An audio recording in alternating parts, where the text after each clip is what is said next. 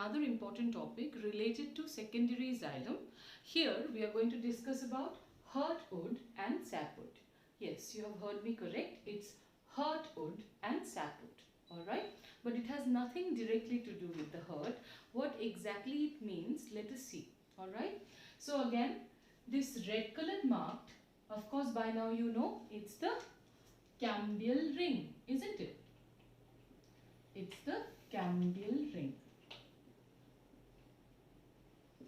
right? And internal to that is the secondary xylem. So this whole thing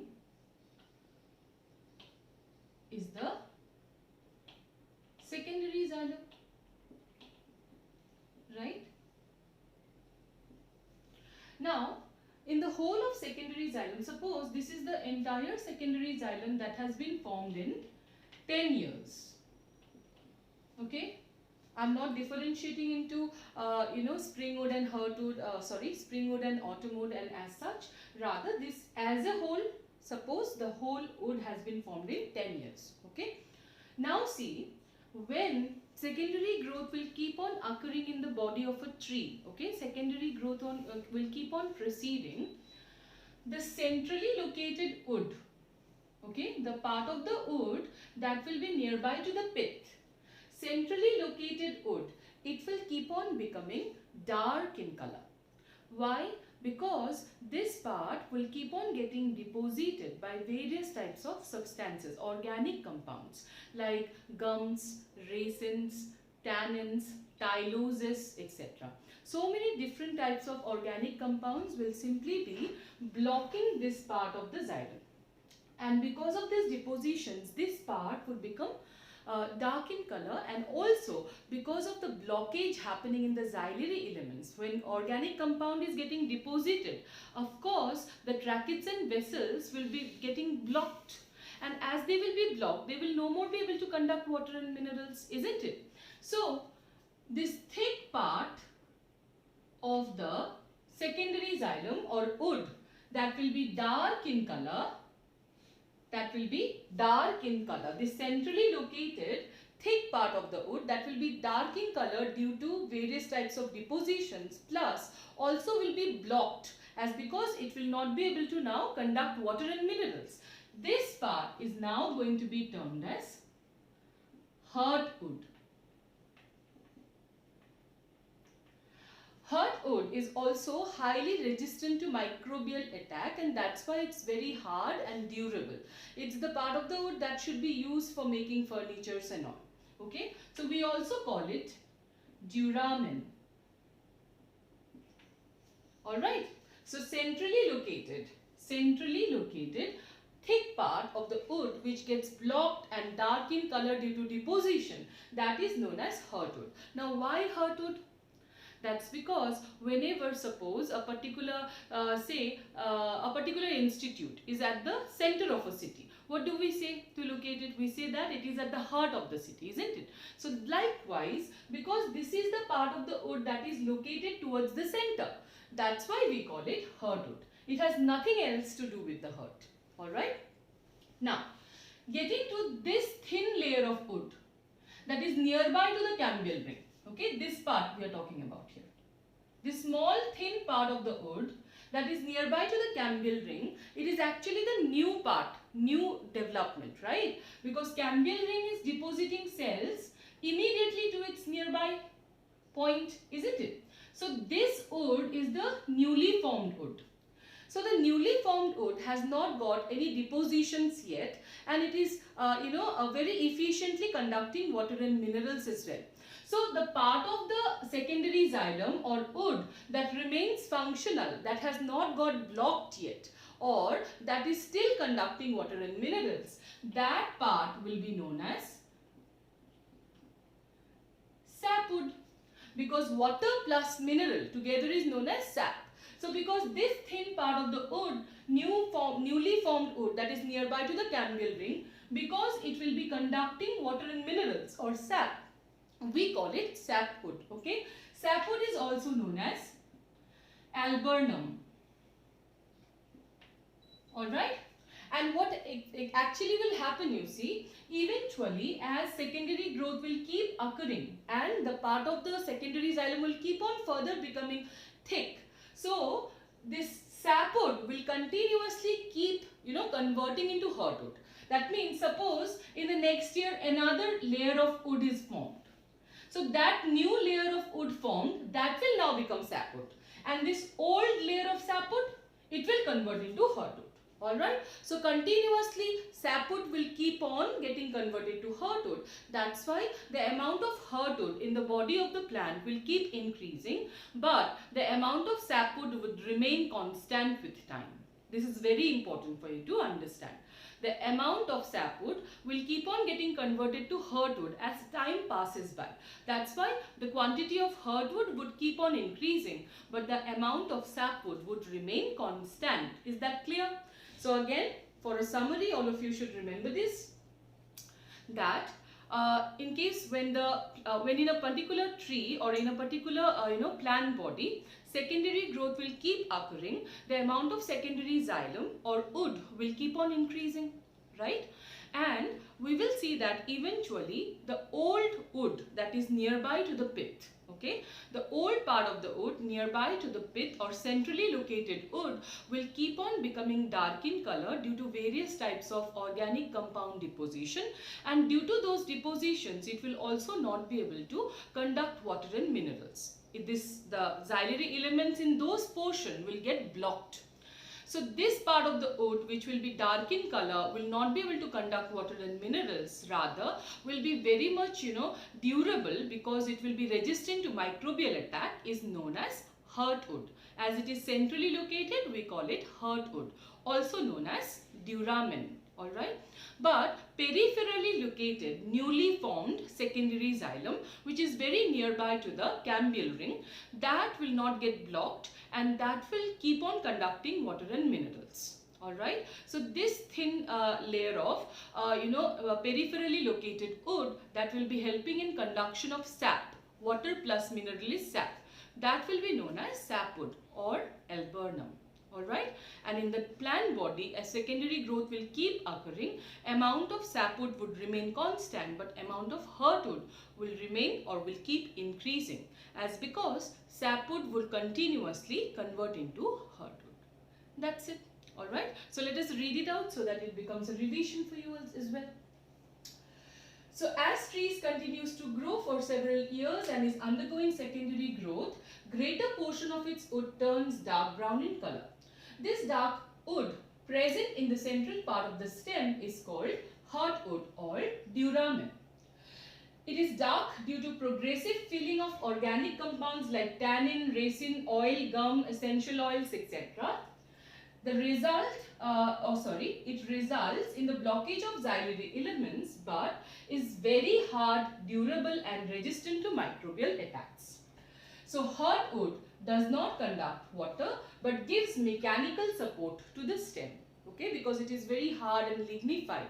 That's why it will provide mechanical support to the stem. Now, conduction of water and minerals is instead done by peripherally located younger secondary xylem nearby to the cambial ring. It is lighter in color and is called sapwood or alburnum. With passage of time, more rings of sapwood changes to heartwood. Thus, sapwood remains almost the same in thickness, whereas heartwood will keep on increasing in its size. Alright, activity of cork cambium. Alright. So, see, first of all, you know very well now that secondary growth as keeps occurring in a tree or keeps occurring in a plant body, secondary xylem mainly will keep increasing in its thickness, alright. That means wood will keep on increasing in the bark of the tree. And as secondary xylem or wood will keep on becoming thicker and thicker over the time, it will keep on crushing the peripheral layers of the plant body, okay, all the peripheral layers that remains outside the cambial ring. You know very well there are many layers outside the cambial ring, isn't it? There is secondary phloem, then primary phloem, and then there are various other layers, and outermost layer of the plant body is epidermis. And if you remember, epidermis is made up of compactly arranged parenchyma cells which have thin cellulosic cell wall. So it is not having much of a strength, right? So when the epidermis is not having much of a strength, on the other hand, from inside, the secondary xylem is continuously pressurizing the outer layers, right? As if you have tried to keep a ball inside a box and the ball is increasing in its diameter. Eventually what will happen? The box would burst and the ball will arise out, isn't it? Just like that. Fine. See, secondary xylem is inside, but it is continuously increasing in its thickness because Campbell ring activity is very active towards inside. So secondary xylem is increasing in size, but the outer peripheral layers, they are not increasing. So isn't it as if continuously secondary xylem is pressurizing or crushing the peripheral layers? And the outermost layer is epidermis, which is also not possessing much of a strength. So what will happen?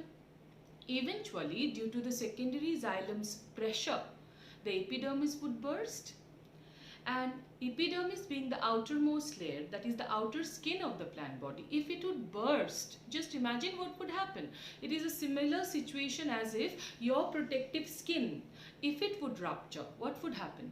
Microbial invasion, anything from outside will be able to enter the plant body now, and the vulnerable plant body or internal parts of the plant body would be infected. That would cause death of the plant, isn't it? So that kind of a situation has to be prevented. So how it can be prevented? Secondary xylem will keep on increasing. That cannot be stopped. But we have to do something, or the plant has to do something prompt, or rather very immediately, so that it can build a protective layer outside its body, so that this continuous pressure exerted by the secondary xylem can be withstanded and the plant body can save itself from rupture. Have you understood the situation? Okay, in short, secondary xylem is continuously increasing in its thickness, due to which it is pressurizing the outer peripheral layers, and the epidermis, which is a thin layer, that is the outermost layer of the plant body, is on the verge of breakdown. Alright, and if it breaks down, there will be a lot of problems happening in the plant body. So the rupture of the epidermis has to be withstanded, or else even if it ruptures, something else has to replace it immediately, so that the protective layer of the plant body can be restored, right? So it is at that point of time, okay, during secondary growth, it is at that point of time when another lateral meristem called cord cambium has to arise in the plant body. So cord cambium will not be present in the plant body even initially when secondary growth begins. Cord cambium being the third lateral meristem that we have talked about since the early, or rather beginning of this chapter. Cord cambium will not start arising in the plant body even when secondary growth has started. After secondary growth has reached a particular stage, secondary xylem has gained a particular thickness. Now further secondary growth if occurs, epidermis may break down. It is at that time that cord cambium will start arising. Alright, it will not be present from the very beginning of secondary growth. It will arise later on, later part of secondary growth in plants. Understood the situation now? So see here in the diagram. Suppose this is the epidermis. Alright, and this is the Campbell ring.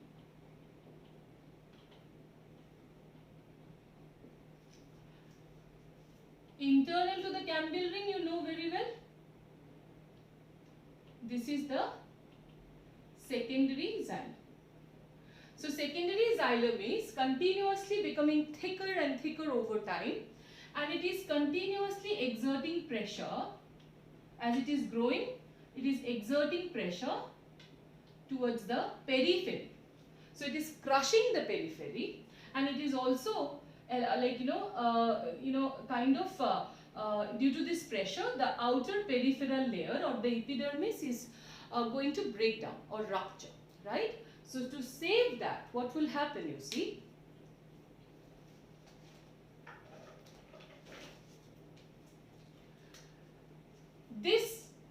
Just below the epidermis, you know very well what will be present. Just below the epidermis, cortex is present, right? You can say hypodermis, general cortex, endodermis. Instead, directly we can say it is cortex, right? So exactly in the cortical region,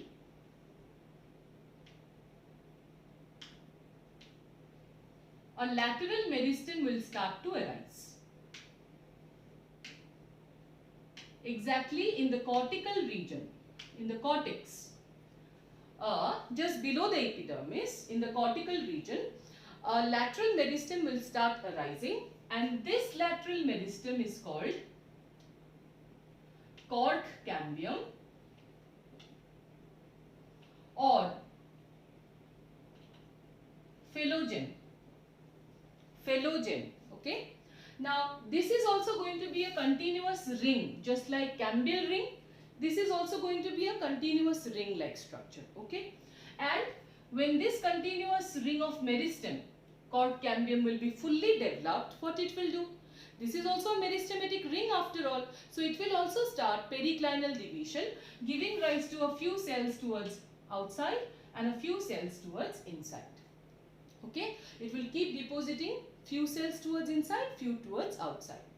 So towards inside, suppose this is a new layer that has been formed towards inside of the cork cambium. So this layer that has been formed towards inside of the cork cambium, that is known as secondary cortex. The cortex present from beforehand was the primary cortex. Now newly formed one is called secondary cortex. Also can be termed as phelloderm. Alright, it is known as phelloderm as well. Likewise, the few cells which will be cutted off towards outside. Okay, the cork cambium will also be depositing some cells towards outside. So a new layer will be formed towards outside as well. This is going to be known as cork or phellem. Alright, cork or phellem. Now do remember one important fact here. See, when the cork cambium will start its activity, it will start depositing cells towards inside and towards outside. Initially, the cells that are deposited towards inside or outside, both will be parenchyma cells. Okay, living cells and thin cellulosic wall will be present. But eventually, the parenchyma cells which are deposited towards outside, they will turn dead. They will eventually, as they mature, they will become dead. Okay, and also in their cell wall, a waxy fatty layer of substance will be deposited. That's called suberin. So these cells, they will turn dead and they will get suberized. Alright, and they will then give rise to a very, very compact layer. Without any intercellular space, they will give rise to a very compact layer, and that layer is known as cork. Understood? Towards inside, parenchyma cells will be deposited. They will give rise to secondary cortex. They will not change. But towards outside, the parenchyma cells will eventually turn dead and get suberized. Then we will call it cork. And cork, because it will be having a lot of strength because of suberin deposition. Now, even if secondary xylem will keep on pressurizing towards the outer or periphery, there will be no chance that the plant body will break down. Cork, being having a lot of strength, will be able to withstand the pressure that is generated by secondary xylem, and that's why the plant body is saved from being ruptured. Alright, so I'll tell you the entire thing once again. All of you listen very, very carefully. Alright, first of all, secondary xylem continuously will keep increasing in its thickness as secondary growth will keep occurring in the plant body. As a result, secondary xylem will be continuously exerting a pressure towards outer layer or towards periphery, so that the peripheral layers, they will be continuously getting crushed, and mostly the epidermis, that is the outermost layer of the plant body, will be on the verge of breakdown. Alright? If it breaks down, there will be a lot of difficulty for the survival of the plant. That's why this situation has to be prevent it. Alright. So it is at that time, okay, after a lot of secondary growth has already taken place in the plant body, it is at this time that another lateral meristem will start arising in the plant body. This lateral meristem is called cork cambium, or we can also call it phylogeny. Alright. Cork cambium arises somewhere in the cortex region of the plant body, below the epidermis. Okay. So cork cambium is also going to be a continuous ring of meristems that will be also formed by dedifferentiation. How will it be formed? By dedifferentiation. Means a few permanent cells will now convert again back to meristematic state. That's how by dedifferentiation cork cambium will be formed. It is also a continuous ring of meristems. After cork cambium has been developed, just like vascular cambium or just like cambial ring, it will also start activity and it will deposit cells towards inside and outside, both the directions equally. Towards inside and outside, initially parenchyma cells will be deposited. Alright. So the parenchyma cell layer formed towards inside of the cork cambium will be known as secondary cortex. Okay, also called phyloderm. Alright.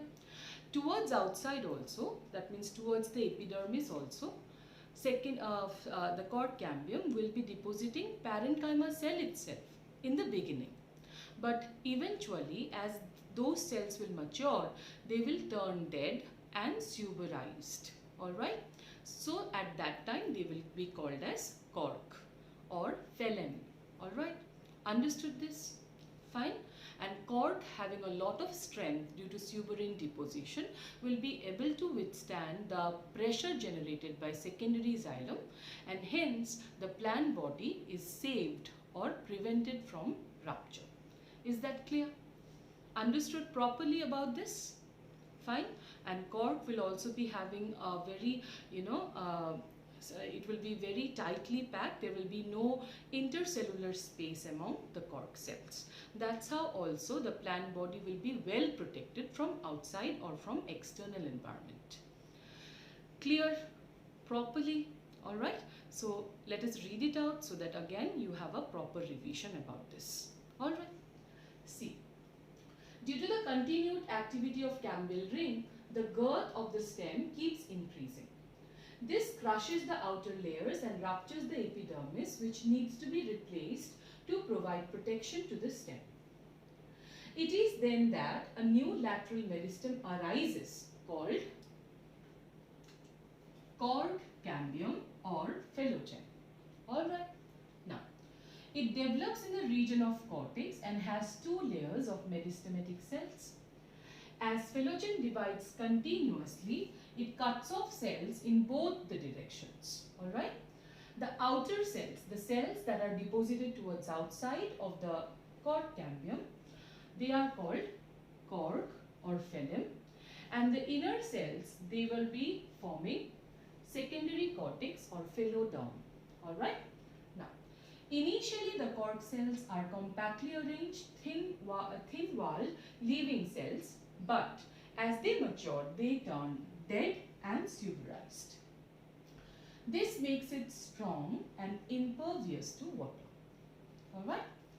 Finally, a very, very important fact. See this point? You know very well that due to the activity of cork cambium, we get cork towards outside and secondary cortex towards inside, isn't it? So, phylogeny, that is cork cambium, phylem, that is cork, and phyloderm, that is secondary cortex, three of them together will be termed as periderm. Very, very important. Alright. And again, the last thing that's also very, very important is bark. We keep on telling that bark of the tree, isn't it? So what exactly is the bark of the tree? See, bark of the tree means all the tissues outside vascular cambium or cambial ring. All the tissues, all the layers present outside cambial ring will be termed as bark. Okay. So all the tissues outside vascular cambium constitutes the bark. Thus, bark consists of these layers. So how many layers makes up the bark? From outside towards inside, if we see, then it will be periderm, primary cortex, right? Below the secondary cortex, of course, what we have is primary cortex, pericycle, primary phloem and secondary phloem. So these layers together makes up the bark of the tree. Now you know that anatomically what is exactly the bark. Bark is not one single layer that's present in the tree, rather many layers together makes up the bark. And they are periderm, primary cortex, pericycle, primary and secondary phloem in proper sequence. This is the sequence also that you should remember. Alright, I hope this part is very clear to you. Next, let us discuss lenticels. Now let us discuss lenticels, which are also known as breathing pores, present in the bark of the tree, and they are minute openings which will allow exchange of gas and also a little bit of transpiration.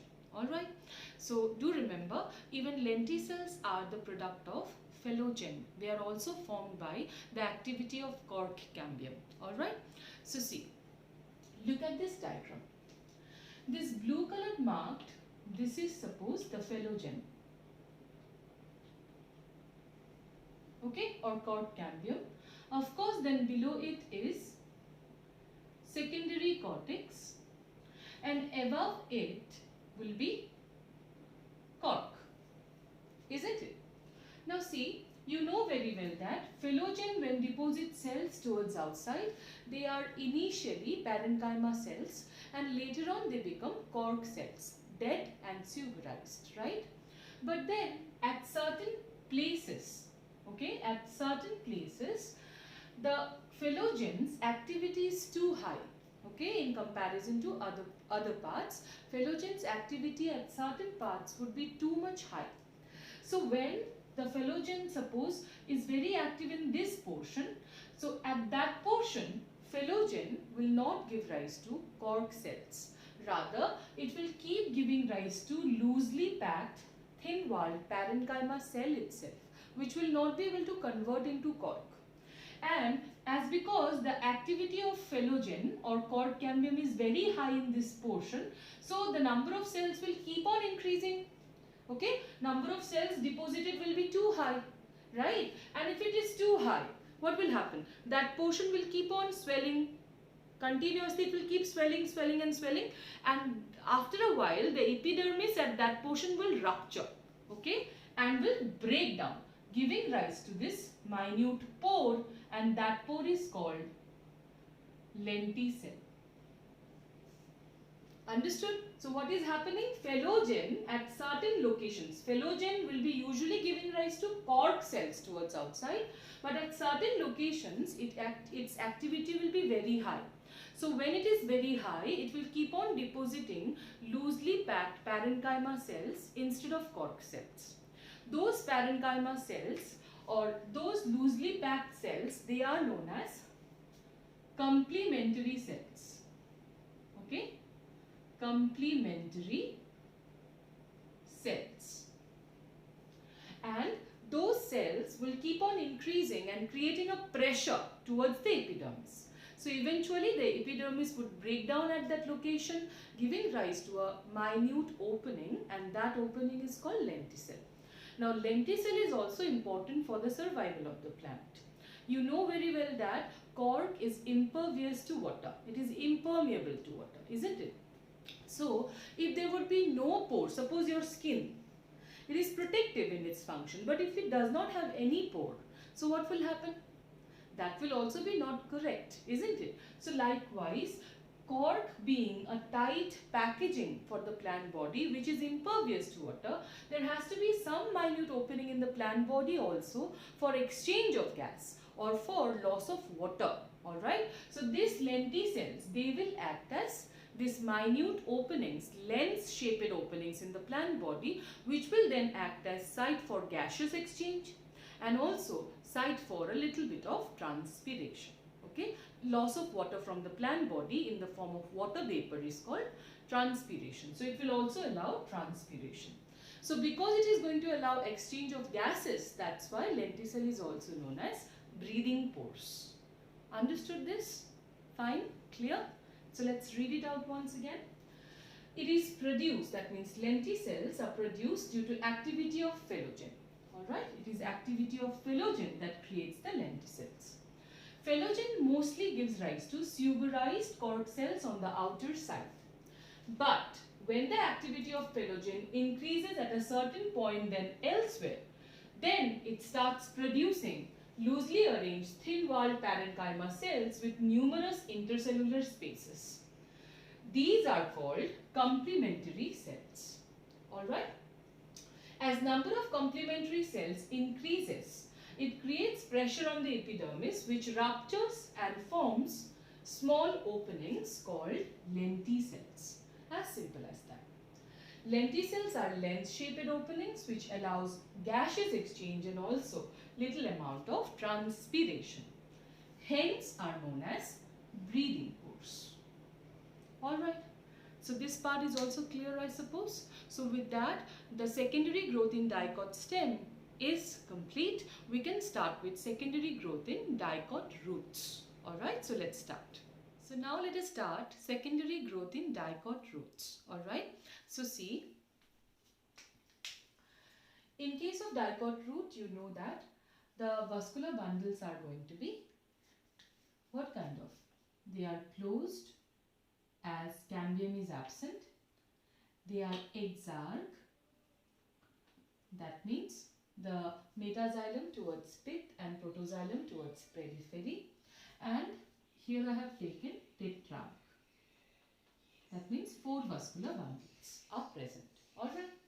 Now, because the cambium is not present in the dicot roots from beforehand, that's why the entire secondary growth in dicot root will start or occur by dedifferentiation.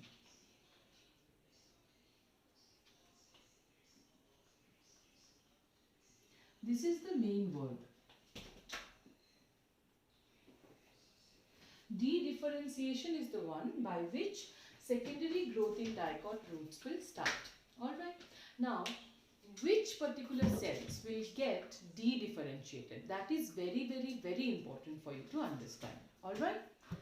See.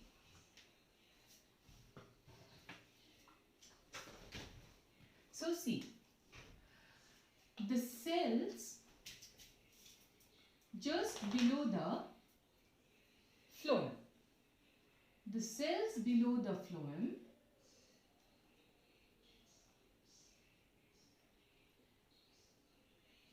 and the cells of the pericycle, this is the pericycle, isn't it?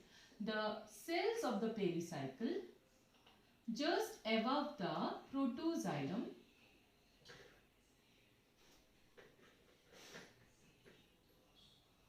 will dedifferentiate. Okay, so which of the cells are dedifferentiating? The cells of the pericycle just above the protoxylem and the cells just below the phloem. They will dedifferentiate, means these are permanent cells which have now become meristematic. Alright, so now that they have become meristematic, what is going to happen? They would start dividing and in no time they will join each other.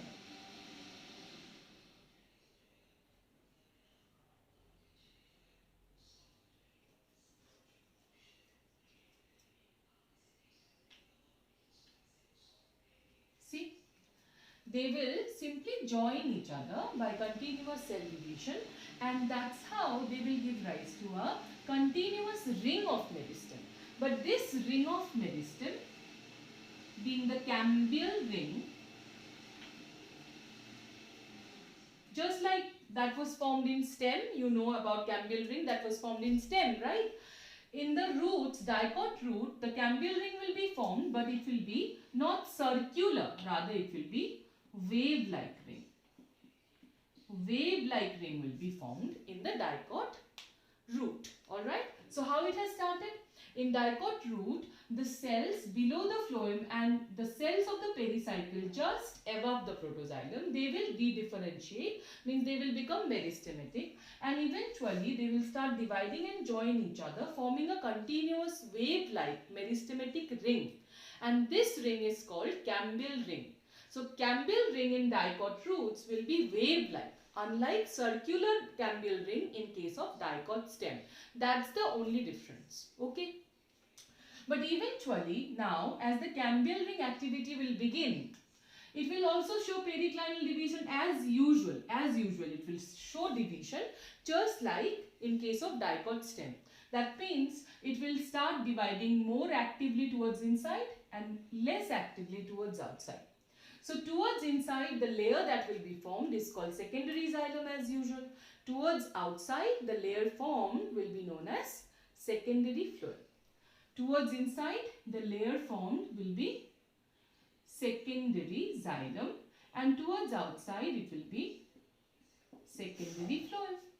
Okay, and because the Campbell ring activity will be more towards the inside, secondary xylem will be much thick and secondary phloem will be much thin in its appearance. Alright. Eventually, as secondary xylem will keep on becoming thick, what will happen? You see, this is the secondary xylem and this is the secondary phloem. As this secondary xylem will keep on becoming thicker and thicker over time, this wave-like ring will eventually become a circle. Okay, it will also become circular just like we find in dicot stem. And from hence, like from this onwards, from after the secondary, after the Campbell ring becomes circular, from this point onwards, everything else in the dicot root, okay, secondary growth in dicot root will be exactly occurring just like the dicot stem. Now onwards, everything will be proceeding similarly like dicot stem. From Campbell ring, after it becomes circular, every other event, everything else will be happening just like the dicot stem. So there is no further difference in the activity or secondary growth of dicot root from this point onwards. The major difference is how it starts and how the Campbell ring in the beginning in dicot root is going to be wave-like, not circular. But once it becomes circular, everything else will be similar to dicot stem. Alright, so with that, this chapter is complete. In the next class, we'll start with biological classification chapter. Thank you.